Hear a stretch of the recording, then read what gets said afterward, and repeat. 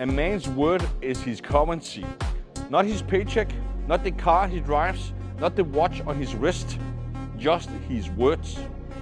Because if your word means nothing, guess what? Neither do you.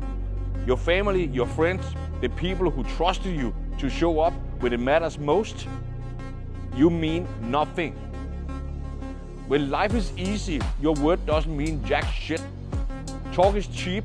Anyone can say, I will be there, or make promises they don't keep. When life gets uncomfortable, that's when your word is tested. That's where the line gets drawn. That's what separates the men who are respected from the ones who are just tolerated. Because in life and business, nobody remembers what you say. They remember what you do.